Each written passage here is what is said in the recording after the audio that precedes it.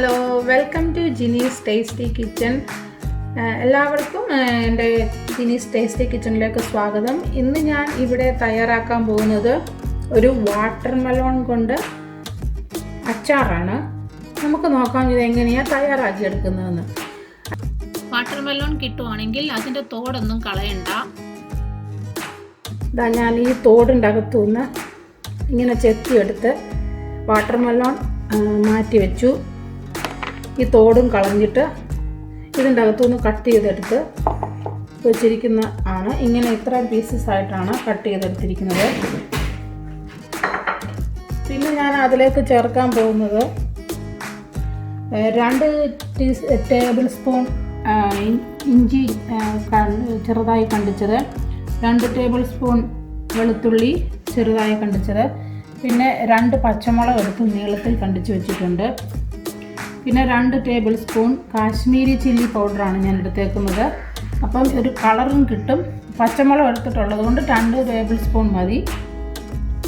പിന്നെ ഞാൻ 1/2 ടീസ്പൂൺ ഉലുവാപ്പൊടി എടുത്തിട്ടുണ്ട്, 1/2 ടീസ്പൂൺ മഞ്ഞൾപ്പൊടി, പിന്നെ ഒരു ചെറിയ പീസ് നാരങ്ങ എടുത്തിട്ടുണ്ട്, പിന്നെ ആവശ്യത്തിന് കായപ്പൊടി, ഉപ്പ്, എണ്ണ, പിന്നെ ഞാൻ എടുത്തേക്കുന്നത് വിനാഗിരിയാണ്. ഈ വിനെഗർ ഞാൻ ഇതിലേക്ക് ഒഴിച്ചു കൊടുത്ത് ഉപ്പും കൂടി ഇട്ടിട്ട് ഒരു 1/2 മണിക്കൂർ ആവശ്യത്തിന് ഉപ്പിട്ട് കൊടുക്കുക. ഒരു ഉപ്പും കൂടി ഇട്ടിട്ട് ഇതൊന്ന് മിക്സ് ചെയ്ത് ഒരു 1/2 മണിക്കൂർ ഞാൻ വെച്ചിട്ടാണ് ഈ വാട്ടർ മെലോൺ കൊണ്ട് അച്ചാറുണ്ടാക്കുന്നതെന്ന്. നമുക്കപ്പം ഇതൊരു 1/2 മണിക്കൂറത്തേക്ക് മാറ്റി വെക്കാം, എന്നിട്ട് അച്ചാർ തയ്യാറാക്കാം. പിന്നെ കരിവേപ്പില വേണം ഇതിലേക്ക്. അപ്പം നമുക്ക് ഇതൊന്ന് മാറ്റി വെച്ചിട്ട് തിരിച്ചു വരാം. ഞാനിവിടെ നമ്മുടെ തണ്ണിമത്തൻ തോടിൻ്റെ അച്ചാർ ഉണ്ടാക്കാൻ പോവാണ്. അതിനായിട്ട് ഒരു ചീനച്ചട്ടി അടുപ്പത്ത് വെച്ച് കൊടുത്തു. അതിലേക്ക് എണ്ണ ഒഴിച്ചു കൊടുത്തു. അത് ചൂടായിട്ടുണ്ട്. ഞാൻ അതിലേക്ക് കുറച്ച് കടുക് ചേർത്ത് കൊടുക്കുകയാണ്. ആ കടുക് ഒന്ന് പൊട്ടി വന്നപ്പോഴത്തേക്ക് എടുത്ത് വെച്ചിരിക്കുന്ന ഇഞ്ചി, വെളുത്തുള്ളി, പച്ചമുളക് ഇത്രയൊന്ന് ഇട്ട് കൊടുത്തിട്ട് ഒന്ന് ഇളക്കി കൊടുക്കാൻ പോവാണ്.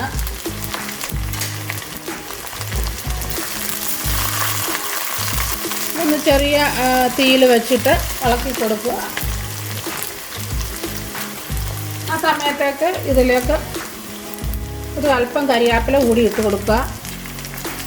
ഈ ഉള്ളിയും ഇഞ്ചിയും വെളുത്തുള്ളിയും എല്ലാം കൂടെ നന്നായി ഒന്ന് വഴന്ന് കഴിയുമ്പോഴത്തേക്ക് നമുക്ക് ബാക്കി സാധനങ്ങളൊക്കെ ഓരോന്നോരോന്നായിട്ട് ചേർത്ത് കൊടുക്കണം. ഞാൻ ഈ സമയത്തേക്ക് കുറച്ച് ഉപ്പും കൂടി ചേർത്ത് കൊടുക്കുകയാണ്. ഇതെല്ലാം കൂടെ ഒന്ന് വഴന്ന് കിട്ടാൻ വേണ്ടിയിട്ട്. അതുപോലെ തന്നെ ഞാൻ തണ്ണിമത്തൻ്റെ തോടിൻ്റെ അകത്ത് എടുത്ത് വെച്ചിരുന്ന വിനാഗിരിയും ഉപ്പും ചേർത്ത് കഴിഞ്ഞിട്ട് ഞാൻ എടുത്ത് വെച്ചിരുന്ന ലെമൺ പീസും കൂടെ അതിൻ്റെ ജ്യൂസും കൂടെ ഒഴിച്ചു കൊടുത്തായിരുന്നു. നിങ്ങൾക്ക് നല്ല നമ്മുടെ തണ്ണിമത്തൻ്റെ തോടിനൊക്കെ നല്ല പുളിയൊക്കെ ഒന്ന് കിട്ടാൻ വേണ്ടിയിട്ടാണ് ഞാൻ ലെമൺ കൂടി ചേർത്ത് കൊടുത്തത്. അതിന് വലിയ പുളിയൊന്നും ഇല്ലല്ലോ. ഇപ്പം ഞാൻ അതിൻ്റെ 1/2 മണിക്കൂർ വെച്ച് കഴിഞ്ഞിട്ട് എടുത്ത് നോക്കിയപ്പം ഒന്ന് കടിച്ച് നോക്കി, ഒരെണ്ണം തിന്ന് നോക്കിയപ്പോഴത്തേക്ക് നല്ല പുളിയും എല്ലാം ചേർന്ന് നന്നായി വന്നിട്ടുണ്ട്. ഇപ്പം ഈ ഇതൊക്കെ ഒന്ന് വഴന്ന് വന്നു. ഇപ്പം നമുക്ക് എടുത്ത് വെച്ചിരിക്കുന്ന മുളക് പൊടി,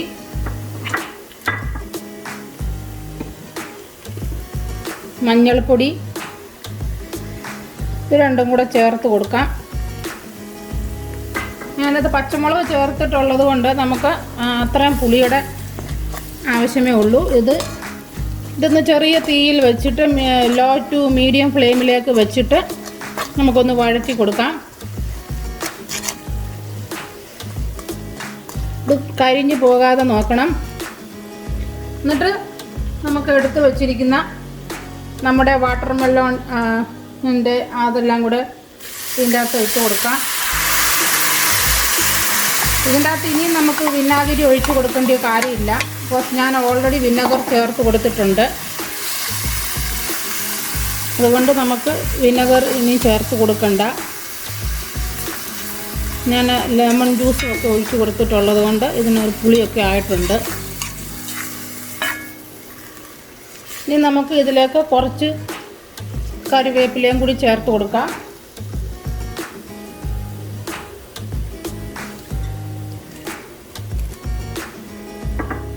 അങ്ങനെ ഇതെല്ലാം നന്നായി ഒന്ന് മിക്സ് ചെയ്ത് ഒരു മീഡിയം ഫ്ലെയിമിൽ വെച്ചിട്ട് ഒരു 2-3 മിനിറ്റ് അങ്ങനെ ഒന്ന് ഇരിക്കട്ടെ.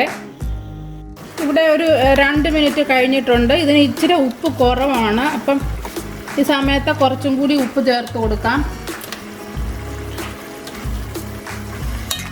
എന്നിട്ട് നമുക്കൊരു 2-3 മിനിറ്റും കൂടെ അടുപ്പത്ത് തന്നെ ഒരു ലോ ഫ്ലെയിമിൽ ഇരിക്കട്ടെ. ഇതിൻ്റെ തോടിന് ഇച്ചിരി കട്ടി കൂടുതലായതുകൊണ്ട് ഇച്ചിരി വേഗം സമയമെടുക്കും.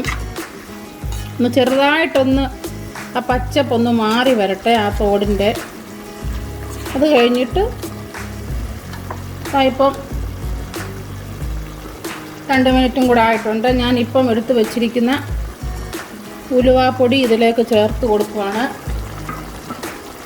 പിന്നെ നമ്മുടെ കായപ്പൊടിയും കൂടി ഇതിലേക്ക് ചേർത്ത് കൊടുക്കാം.